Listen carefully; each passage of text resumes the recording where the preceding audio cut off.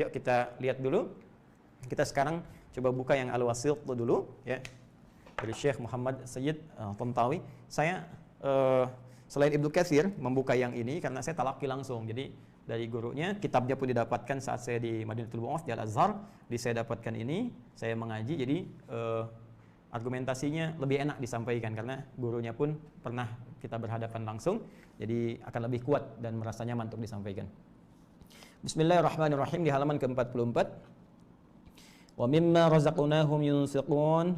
Adapun yang dimaksud dengan firman Allah Subhanahu wa taala wa mimma razaqnahum yunfiqun ay wa mimma atainahum wa malaknahum yatasaddaquna fi wujuhil khair, yaitu dari segala apa yang telah kami berikan kepada mereka dan kami titipkan kepada mereka. Jadi kalimatnya malakna, kami yang punya. Jadi yang punya tetap Allah. Ingat ya teman-teman sekalian, jangan merasa bahwa harta yang sekarang kita pegang, kita tabung, kita simpan, itu milik kita. Bukan, cuma titipan. Kalau milik itu kan kepunyaan. Kalau kepunyaan itu pasti lekat dengan pemiliknya, ya kan? Ya, spidol milik saya, kemana-mana pasti saya bawa. Pindah tempat saya bawa. Sekarang saya di ruangan ini mengajar. Ya, saya pulang ke rumah, saya bawa spidol saya, punya saya. Ya, kemanapun saya bawa, kemanapun saya pergi, saya beranjak ini melekat dengan saya. Nah, yang paling menarik kata Allah, yang punya semua harta itu kata Allah, Allah, saya kata Allah. Apa buktinya? Buktinya ketika kamu pindah dari alam dunia ke alam kubur, kamu nggak bawa hartamu. Coba tunjukkan pada saya, siapa yang dikubur dengan rumah-rumahnya? Siapa yang dikubur membawa mobil-mobilnya, semua hartanya? Tunjukkan. Kalau itu milik Anda akan bawa dan melekat dengan Anda. Tapi tanda yang Allah ingin berikan langsung di hadapan kita, ainal yaqin. Ya, bukan ilmu yakin lagi, ainal yakin, dilihat di mata kita. Hakul yakin saat masuk ke alam kuburnya. Begitu Anda lihat, Anda saksikan, kita saksikan sama-sama. Bukankah saat kita sholatkan, nggak semua harta dibawa? Coba lihat. Kecuali kain kafan. Ya kan? Alam kubur itu pun selesai. Coba lihat. Jadi, aduh ya Allah, astagfirullah. Semoga Allah berikan petunjuk kepada kita. Orang-orang yang terjebak dengan kehidupan dunia, berangkat gelap, pulang gelap, hanya untuk mengumpulkan harta benda saja. Kalau nggak terarah harta itu, kalau nggak benar penggunaannya, rugi. Karena cuma titipan. Dikasih modal, harta, buat beramal, buat tijarah, buat bisnis nih, supaya untung saat pulang kepada Allah dapat keuntungan. Ya, Anda dikasih modal, tapi nggak digunakan dengan baik. Alih-alih digunakan untuk berkreasi, dapat keuntungan, Anda gunakan foya-foya, sana sini, ada yang pakai judi, pakai ini, pakai itu. Habis harta, perusahaan hancur semua. Anda aja merasa nggak nikmat. Sekarang Allah kasih modal, Anda sia-siakan. Perbanyak, hitung. Alladzi jama'a mala wa 'addadah, cuma ngumpul, hitung, tapi nggak benar cara menyalurkannya. Pengelolaannya nggak tepat. Maka ketika pulang, nggak ada yang punya nilai. Makanya ketika bahasanya itu indah, ya, bahasa penafsirannya luar biasa nih. Apa yang kami berikan itu, wa ma'atainahum, wa malaknahum. Apa yang kami berikan kepada mereka itu, kami yang punya, dititipkan kepada mereka, sehingga mereka merasa memiliki itu. Ya, jelas ya? Baik, jadi ingat, harta titipan, ilmu titipan, kedudukan titipan, semua punya pertanggungjawaban di hadapan Allah Subhanahu wa taala. Yatasaddaquna fi wujuhil khair. Mereka menggunakan itu, ya, mereka mengelola itu pada segala hal yang baik-baik, digunakan pada yang baik. Ya, sedekah. Ya, sesuatu yang benar, sesuatu yang baik. Baik, nanti kita rinci. Wa yamudduna aydiyahum bil ihsan lil faqiri wal miskin. Kemudian mereka melebarkan tangan mereka, meluaskan pemberian mereka bil ihsan dengan cara yang baik yang diridhai Allah. Ihsan di hadis Muslim nomor hadis ke-8 disebutkan an ta'budallah, kembali ibadah, visi hidup kita yang tadi saya jelaskan. An ta'budallaha ka'annaka tarahu fa illam takun tarahu fa innahu yarak. Engkau menjadikan aktivitasmu sebagai ibadah. Nah, sekarang itu komitmen kita, visi kita, misi kita, hidup kita di situ. Kita dititipkan harta, bagaimana caranya harta jadi ibadah? Diberikan kepada istri, dikelola di rumah tangga jadi ibadah. Diberikan kendaraan jadi ibadah. Diberikan sepeda mengantarkan pada ibadah. Diberikan mobil mengantarkan pada ibadah. Diberikan pakaian digunakan untuk ibadah. Buka lemari pakaian Anda. Dari sekian pakaian yang telah dikoleksi, berapa di antara pakaian yang belum pernah dipakai ibadah? Jangan-jangan ada yang belum pernah dipakai sholat. Lihat koleksi alas kaki Anda, sepatu, sendal yang udah dipakai kondangan, dipakai setahun sekali, pernah nggak dipakai ke majlis ta'lim, dipakai menunaikan ibadah, pakai ke masjid. Lihat, itu akan dihisab. Jelas. Baik, jadi segala hal jadikan sebagai ibadah dan lakukan semua karena Allah. Seakan-akan ya kita sadar Allah mengawasi kita walaupun kita tak mampu melihatnya. Ya, anta'budallaha ka'annaka tarahu fa illam takun tarahu fa innahu yarak. ilal faqiri wal miskin, kepada orang yang membutuhkan, baik dalam kalangan yang sangat membutuhkannya ataupun yang punya keterbatasan, dia punya pekerjaan tapi tak mampu memenuhi hajat hidupnya. Sekarang dirinci. Warizqu 'inda jumhuril ulama, adapun pengertian rizki ini. Ya, wa mimma razaqnahum. Sebelum kita masuk ke infak, kita terangkan rizki dulu. Dari sebagian rizki, dari rizki yang banyak yang kami berikan, kami titipkan kepada mereka, itu mereka infakkan. Apa itu rizki? Wa rizqu 'inda jumhuril ulama, adapun yang dimaksud dengan rizki menurut pemahaman mayoritas ulama, ma salaha lil intifa' bihi halalan kana aw harama. Baik. Ma salaha lil intifa' bihi, segala yang baik untuk dimanfaatkan. Jadi luas nih, ini masih luas. Ya. Halalan kana aw haraman. Fokus. Segala yang baik untuk dimanfaatkan. Ma saluha lil intifa' bihi.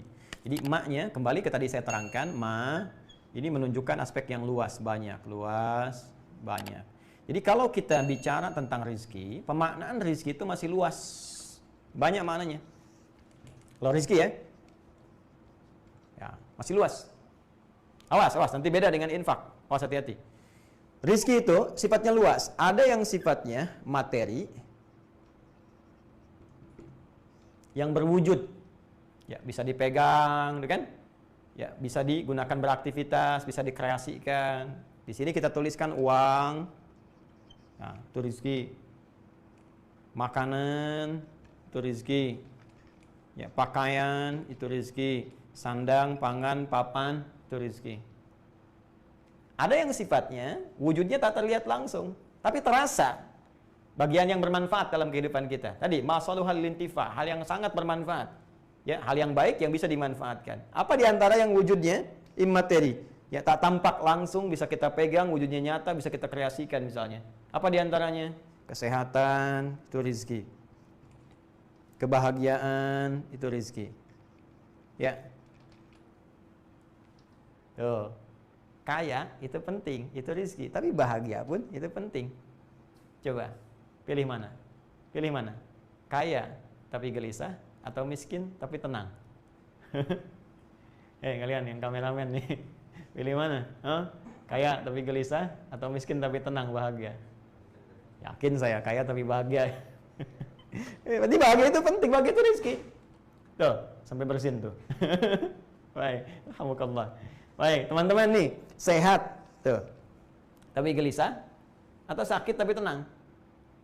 Ya tenang itu rizki, sehat itu rizki, makanya pengen sehat dan tenang, sehat bahagia, ini rizki, keturunan rizki, keturunan. Ya, makanya Nabi Zakaria alaihissalam cukup, pakaian cukup, makanan cukup, keturunan belum ada, minta sama Allah Subhanahu wa Ta'ala. Begitu melihat Maryam, ya mendapatkan rizki dari Allah berupa yang pakaian, berupa makanan, khususnya makanan, kebutuhan-kebutuhannya. Di Ali Imran ayat 37 itu, ya, fataqabbalaha rabbuha biqabulin hasanin wa ambataha nabatan hasana wa kaffalaha Zakaria kullama dakhala 'alaiha Zakaria al-mihraba wajada 'indaha rizqa qala ya Maryam anna laki hadha qalat huwa min 'indillah innallaha yarzuqu man yasha bighairi hisab. Ya, pamannya setiap kali mengantarkan kebutuhan ada semua rizkinya, disebutkan rizkinya berupa makanan, berupa kebutuhan Maryam, ada yang materi. Tapi ketika bertanya dari mana semua ini, jawaban Maryam jadi umum. Dari Allah. Allah memberikan, ini sifat keumumannya. Sifat keumumannya, keumuman rizki yang saya maksudkan. Innallaha yarzuqu may yasha. Allah akan memberi rizki pada siapapun yang ia kehendaki. Bi ghairi hisab, tanpa batasan. Jadi Nabi Zakaria bertanya khusus rizki terkait dengan yang materi, makanan, pakaian. Ini kan saya antarkan, kau udah ada. Maryam menjawab umum, jangankan makanan paman, jangankan pakaian, rizki yang banyak pun Allah akan berikan dengan mudah pada siapa yang dikehendaki. Maka Nabi Zakaria mengikuti jejaknya Maryam. Bagaimana bisa mendapatkan ini? Saya makanan cukup, pakaian cukup, yang belum ada keturunan. Maka minta, sholat tadi mihrabnya itu. Di ayat 38-39 itu kan? Hunalika da'a Zakaria rabbah qala rabbi habli min ladunka dzurriyyatan thayyibah innaka sami'un du'a. Maka di situ beliau berdoa, ya Allah anugerahkan kepadaku keturunan. Nabi Zakaria mintanya keturunan. Ini keturunan itu rizki. Ya, keturunan rizki. Jadi kalau rizki itu masih luas sifatnya. Nah, dari semua rizki yang diberikan, makanya tadi disebutkannya banyak, ya kan? Ya, masalah walil intifa, yang bisa dimanfaatkan, bisa dikreasikan, bisa digunakan. Kita merasa nyaman dengan itu semua. Itu banyak Allah kasih kepada kita. Teman-teman sekalian, sehat itu rezeki. Betapa banyak orang punya banyak harta, tapi nggak sehat misalnya. Ya kan? Anda sehat, keturunan baik, di rumah sehat semua, itu rezeki. Tapi dari yang banyak itu, nggak semua mesti diinfakkan. Jadi infak itu lebih khusus lagi dari rezeki ini, maka muncul amalan instrumen takwanya infak. Dari rezeki ini, apa amalannya? Apa instrumen takwanya? Infak. Infak lebih spesifik dari sebagian rezeki itu. Kalau kita mau buat tafsir yang umum, dari yang ini yang banyak ini, nggak semua mesti diinfakin. Emang ada orang infak anak? Saya mau infak anak? Nggak mungkin. Ya, saya mau infak istri? Nggak ada. Istri bilang saya mau infak suami, saya kesel di rumah, saya infakin aja suami saya. Nggak bisa. Ya. Saya mau infak kebahagiaan, nggak bisa. Ya, jadi spesifik sifatnya. Jadi dari semua yang banyak ini, apa yang masuk kategori yang bisa diinfakkan? Nah, infak itu khusus pada hal yang sifatnya materi saja, itu pun dengan klasifikasi tertentu. Ya, jelas? Infak. Jadi infak itu sifatnya materi. Jadi nggak ada istilah saya infak kesehatan, infak kebahagiaan, infak ketenangan, nggak ada. Ya. Jadi sifatnya apa? Materi. Ini pun klasifikasinya tertentu saja. Dari materi yang ditetapkan itu, apa yang termasuk klasifikasi yang bisa diinfakkan, yang bisa dikeluarkan sebagai amalan harta yang masuk dari instrumen takwa kita kepada Allah Subhanahu wa taala. Untuk mengetahui itu, kita lihat dulu definisi infak itu seperti apa. Ya. Bismillah, kita baca lagi. Kita teruskan ya. Jadi mohon izin kita bahas sampai mengerti betul ya, sampai paham betul. Bismillahirrahmanirrahim, kita lanjutkan. Termasuk ini saya beri catatan. Halalan kana atau haraman. Ya. Jadi kalau rezeki yang banyak tadi bisa kualifikasi yang halal, bisa yang haram. Ya, jadi itu masih masuk rezeki. Masih masuk kategori rezeki. Karena itu ada min di awalnya dari sebagian, maka bagian itu bisa luas. Jangan sampai engkau berinfak dari yang haram. Hati-hati, cek dulu harta kita. Mohon maaf ya, jahiliyah itu sejahiliyah-jahiliyahnya. Bukan jahiliyah, sejahiliyah-jahiliyahnya. Itu saat mereka akan berinfak untuk pembangunan Ka'bah. Ya, renovasi Ka'bah. Itu yang dikeluarkan cuma yang baiknya aja. Sepakat mereka. Jangan keluarkan dari yang jeleknya, keluarkan yang baik-baiknya. Sepakat semuanya itu. Itu sejahiliyah-jahiliyahnya. Nah, kita, Anda, saya, yang mengaku sudah keluar dari jahiliyah, berapa dari sekian harta kita yang baik yang bisa kita keluarkan? Karena itu ada min di situ. Walaupun Anda mendapatkan rezeki, jangan didapatkan dengan cara yang haram. Apalagi rezeki haram dipakai untuk infak. Itu yang keterlaluan.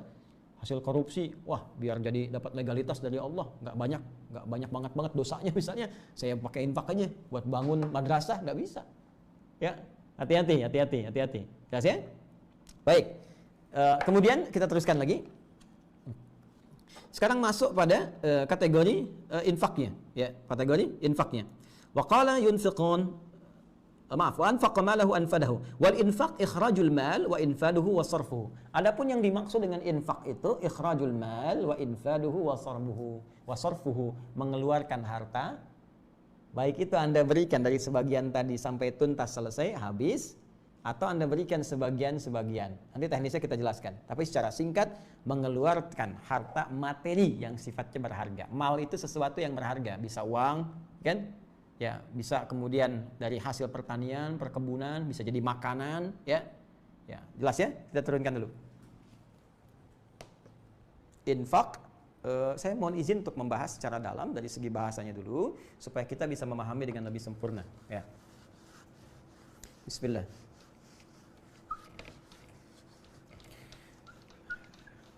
Teman-teman sekalian, mohon maaf sekali, saya tidak bermaksud untuk menggurui, hanya ingin berbagi saja apa yang saya pelajari. Jadi nanti kalau ada kekurangan Anda boleh lengkapi, ya. Kalau ada yang salah boleh dikoreksi juga, dan sehingga kita bisa terkontrol pembahasannya dan belajar dengan cara yang benar.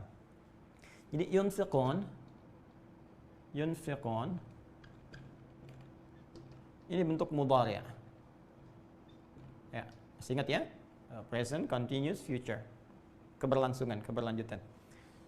Kata dasarnya, kata kerja dasarnya dari anfaqa yunfiqu. Anfaqa yunfiqu, infaq. Al-infaq. Infaq. Fokus. Anfaqa telah berinfak.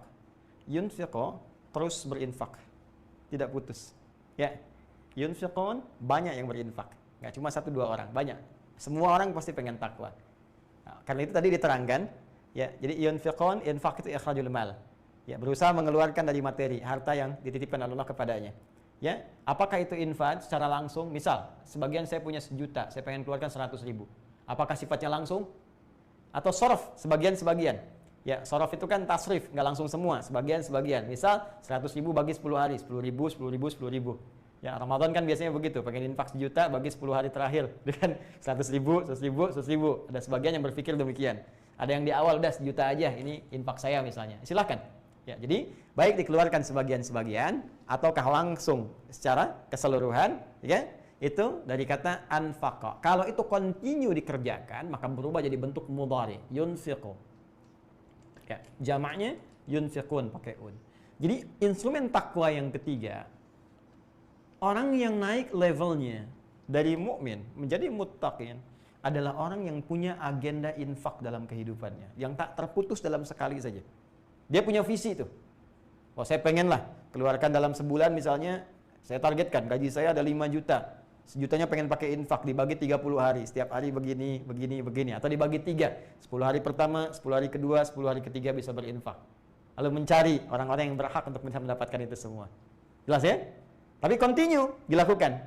Ya, itu elemen yang ketiga dari instrumen takwa. Nah, sekarang kita tajamkan supaya benar-benar paham. Anfaqa itu akar kata utamanya dari kata nafaqa gini. Ya, nafaqa. Lalu ditambah dengan hamzah di depannya. Ya. Lalu pindah harakat ke sini, ini mati jadi anfaqa. Fokus, fokus. Nafaqa baik yanfiqu dari wazan jalasa yajlisu atau yanfuqu dari nasara yansuru, tapi yang sering digunakan nafaqa, yanfiqu. Fokus. Kata nafaqa, nafaq pada asalnya punya beberapa makna. Ya. Satu, adz-dzahab, sesuatu yang pergi. Ya, adz-dzahab. Dua, an-nafadz. Ya, sesuatu yang habis, hilang, habis. An-nafadz. An-nafadz. Tiga, ini al-mamar. Terowongan yang dibangun dari tempat masuk sampai ke akhir. Karena itu kalau Anda umrah atau haji, qadarullah tahun ini, ya, insya Allah ada kebaikan yang telah ditetapkan. Tinggal kita arahkan saja pada amalan yang lebih baik insya Allah. Ya, insya Allah di tahun berikutnya haji bisa dilakukan. Kita berdoa pada Allah Subhanahu Wa Taala. Demikian yang umrah pula. Nanti kalau Anda haji atau umrah kan sering lewat terowongan ya di Saudi itu. Ya, saat lontar jumrah ada terowongan Mina, ya kan? Baik. Ya, kemudian saat akan ke Masjidil Haram, di ring 1 ada terowongan Mahbas al-Jin masuk. Itu terowongan, bahasa Arabnya nafaq, ditulis atasnya nafaq. Ya, nafaq ini. An-nafaq. Baik. Bisa dikatakan mamarrun, ya, mamarrun, tempat lewat terowongan yang dibangun dari jalan masuk sampai dengan jalan keluar. Ini dari bahasa Arabnya. Nah, sekarang perhatikan keindahannya. Bagaimana makna ini sedemikian indah bisa kita dapatkan. Teman-teman sekalian, perhatikan baik-baik. Ketika ini ditambahkan hamzah menjadi anfaqa, yunfiqu, maka ini menunjuk pada sebuah usaha untuk mengeluarkan sesuatu, ya, sehingga yang ada melekat pada kita itu menjadi pergi, ya, pindah dari kita. Jadi kalau saya punya spidol, ya kan, ini melekat pada diri saya ingin berusaha untuk keluarkan supaya tidak ada pada diri saya. Tambahkan hamzah dan izalah untuk menghilangkannya. Ya, baik. Maka saya katakan anfaqtul qalama. Saya menjadikan spidol ini pergi dari saya, keluar, menjauh dari saya. Ini mana pertama. Baik. Karena nggak ada, sudah nggak ada di saya, habis kan? Nggak ada kan pada diri saya? Maka punya mana yang kedua, nafad namanya, habis. Ya. Jadi masya Allah, kalau Anda mau berinfak, dari bagian yang telah Anda siapkan untuk infak itu jangan ditahan-tahan. Berikan, habiskan. Punya 10 juta, 1 jutanya buat infak. Jangan tahan-tahan lagi, kalau sudah bagiannya infak, ya keluarkan infak. Ya, 100.000 udah masuk nih buat agenda ke masjid sholat Jumat besok. Ya udah, ketika ada kotak lewat masukin, jangan tahan. Ya, kalau nggak sempat kotaknya lewat, ya setelah selesai Jumat cari kotaknya, masukin, titipin ke DKM masjid. Jangan sampai pulang ke rumah ke bawah lagi. Karena harusnya pergi keluar, nafat hilang. Jelas. Baik sebagian-sebagian, terus 1 juta langsung dikeluarkan. Itu sifat infak. Indah kan? Tapi yang paling dahsyat, infak akan membangun terowongan kehidupan bagi kita. Yang akan kita dapatkan hasilnya saat kita kembali kepada Allah Subhanahu wa taala. Jadi kalau kita mau makna yang lebih dalam lagi, sebetulnya infak itu adalah terowongan kebaikan untuk mendapatkan cahaya, hasil yang lebih bagus saat kita keluar dari kehidupan dunia menuju alam yang lain di barzah. Bukankah saat Anda masuk terowongan teman-teman sekalian, Anda keluar ya dari sini, masuk dari sini, bukankah masuk dari satu tempat keluar di tempat berbeda? Perhatikan, infak adalah jembatan, infak adalah terowongan yang akan memindahkan amalan Anda. Terlihat seperti pergi, sesungguhnya dia akan mengantarkan kemudahan Anda untuk masuk ke alam berikutnya dengan pahala-pahala yang telah kemudian disediakan. Tapi seperti bikin terowongan gak mudah, infak pun gak mudah. Tuh lihat bikin terowongan, gali dulu, sampai Anda bisa mendapatkan jalan keluarnya. Infak juga begitu, mau ngeluarin tuh gak mudah. Ya, coba deh, mau infak 1 juta, bisa nggak? Gak mudah. Kadang gali dulu, 10.000 dulu, gitu kan? Galinya kecil dulu. Ada yang langsung gali 500.000, ada yang segini, itu kan? Ada yang pengen langsung 1 juta, ya kan? 1 juta itu, bagi orang yang punya penghasilan 5 juta, terasa besar. Tapi yang punya 1 triliun, infak 1 juta, itu nggak ada apa-apanya, kawan. Coba saya tanya nih, Anda yang teman-teman, numpang makan di Indonesia, numpang cari kerja di Indonesia, sampai dikatakan, ini triliuner, hartanya banyak. Di situasi sekarang, berapa yang Anda bisa keluarkan? Hah? Mana kehebatan yang bisa kita kerjakan untuk bangsa kita? Mana kaidah infaknya? Ya, seharusnya Anda muncul saat ini. Saya 500 miliar. Saya 300 miliar. Ya, bekerja di Indonesia, ngambil hasil dari Indonesia. Sekarang Indonesia butuh Anda. Ada 3 ibu yang kita mesti berbakti. Ibu yang melahirkan kita. Surga terletak dalam bakti kepadanya. Ibunda kita Ummul Mukminin, istri Rasulullah SAW. Ya, sudah tidak ada saat ini cara berbakti kita menjaga kehormatannya. Menjalankan apa yang telah diajarkan oleh mereka sebagai petunjuk dari Rasulullah SAW. Ibunda kita. Dan ibu kita yang ketiga, ibu pertiwi kita. Tempat kita bernaung, tempat kita berpijak. Sekarang ibunda kita sedang sakit. Maka anak-anaknya harus membantu kembali. Anak-anak ibu pertiwi sekarang sudah ada yang jadi pejabat, jadi presiden, jadi menteri, jadi jenderal, jadi pengusaha hebat. Ya, Allahu Akbar. Kenapa kita tidak bersatu membantu ibu kita untuk sehat kembali? Ayo kita bangun. Sehatkan ibunda kita. Jangan sampai harta-harta ibu diambil oleh orang-orang lain. Jangan sampai harta ibu dikuras oleh orang lain. Jangan sampai kita membuat ibu semakin sakit dengan berselisih, bertengkar. Kita punya dasar, punya falsafah. Nilai ketuhanan ada, ketuhanan yang Maha Esa. Nilai kemanusiaan ada, kemanusiaan yang adil dan beradab. Persatuan kita harus satukan. Persatuan Indonesia. Kerakyatan dipimpin oleh hikmat, bijaksana dalam permusyawaratan perwakilan, keadilan sosial bagi seluruh rakyat Indonesia. Itu falsafah kehidupan kita berbangsa, bernegara. Nilai syariat hadir di dalamnya. Ibu kita sekarang sedang sakit, apa yang bisa kita kerjakan? Mohon maaf, saya ingin mengingatkan. Karena sifat negarawan itu dibutuhkan dalam kondisi kritis seperti saat ini. Orang hebat itu muncul dikala ada musibah. Ya. Dan orang-orang yang cuma numpang kehidupan atau bahkan mencari hal-hal yang buruk dalam kehidupan akan kelihatan seperti dalam situasi seperti saat ini. Maka semoga kita diberi petunjuk, semoga Allah menyatukan kita semua, menjauhkan dari perpecahan, bersatu untuk kita membangun negeri kita. Dan bagi orang Islam, satu penting yang harus dijaga, niatkan semua sebagai ibadah karena Allah Subhanahu wa taala. Itu yang akan meringankan hisab kita di hadapan Allah. Ya, mohon izin sekali lagi saya mengingatkan karena sayang saya, cinta saya kepada Ibu Pertiwi sebagai bagian dari tugas kita untuk berkhidmat demi ibadah kepada Allah Subhanahu wa taala. Maka ini teman-teman sekalian, kita bangun terowongan kehidupan kita. Mumpung Allah titipkan, kalau sudah nggak dititipkan nggak bisa lagi, ya kan? Nah sekarang kalau sudah paham, inilah filsafatnya infak itu.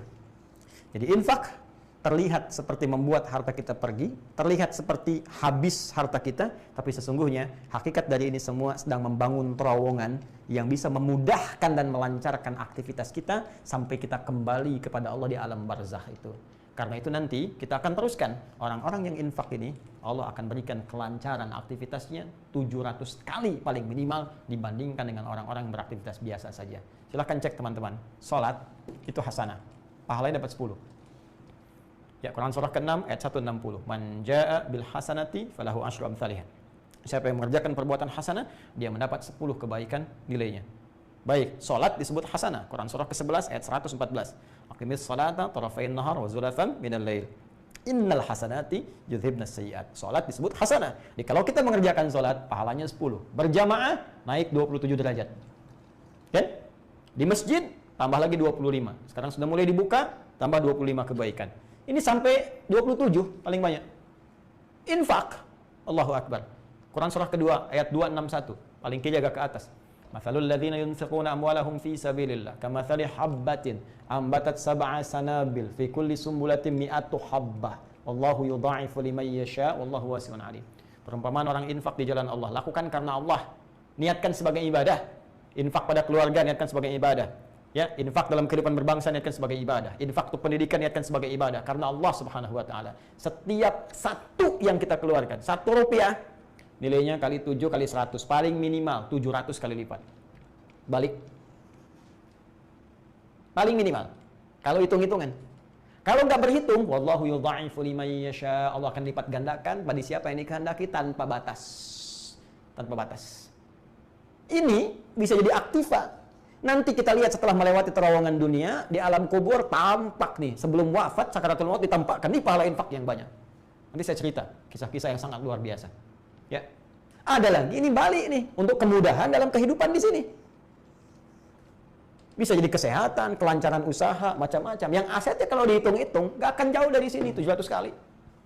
Ya. Bekerja segitu aja gaji misalnya, cuma dijaga, sehat aja. Yang kalau sakit biayanya segini juga 700 kali. Tuh, luar biasa. Nah, tapi ini butuh turunan-turunan untuk semakin memotivasi kita. Sekarang pertanyaannya, bagaimana cara berinfak yang benar? Kedua, apa indikatornya infak kita benar sehingga terasa sebagai peningkatan takwa? Yang ketiga, kepada siapa kita mesti berinfak? Kalau agenda infak itu kita bisa siapkan. Dan keempat, bagaimana cara mengeksekusinya infak itu supaya benar ketika kita keluarkan sesuai dengan petunjuk Allah Subhanahu wa taala. Bonusnya yang kelima, ketika kita bisa kerjakan semua itu, apa yang Allah bisa anugerahkan kepada kita dalam kehidupan dunia sebelum kita berpulang kepada Allah Subhanahu wa taala, baik di alam kuburnya sampai di akhiratnya. Itu akan kita bahas dalam pertemuan yang berikutnya.